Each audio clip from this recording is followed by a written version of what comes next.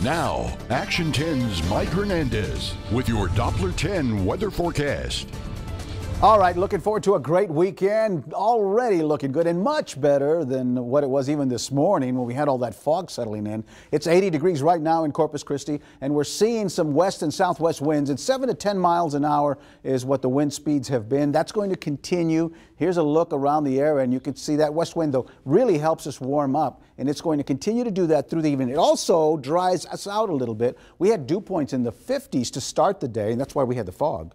But now we're seeing them in the 40s. Now, this doesn't last too long, but at least for now, it's pretty dry out there. As we get into tonight, and especially tomorrow, we're going to start to see the wind shifting to the southeast, and we start tapping into that Gulf moisture once again, and we'll see the humidity climb. More on that in just a second.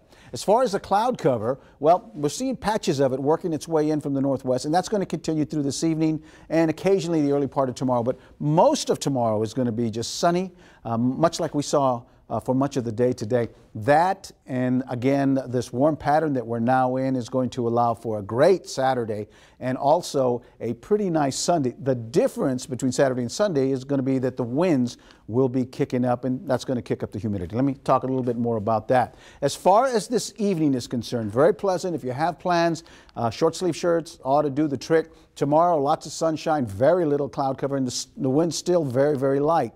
And once we get into Sunday, still going to be in the 80s, still going to be pleasant, but the difference is we're going to see a few more clouds as we go through the day, especially into the evening, and the winds will start to kick up a bit, especially say after 2, 3 o'clock into the afternoon, but still warm, actually the warmest day of the week. The front starts to push in as we get into Monday across the northern part of the state. It tracks down throughout the entire day. It will fire up about a 20 to 30% chance of some showers during the mid and late afternoon.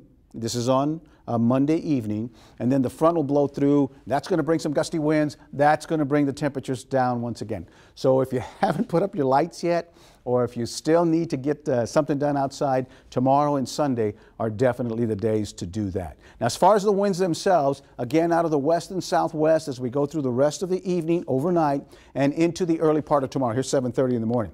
But by midday, you see the winds shifting to the southeast, only 7, 8 miles an hour, so still not bad. But as we start to get into Sunday, start to see them kick up, more humidity, and those winds going to run 15, 20 miles an hour, and then we're going to see some gusts beyond that by day's end into the middle 20s.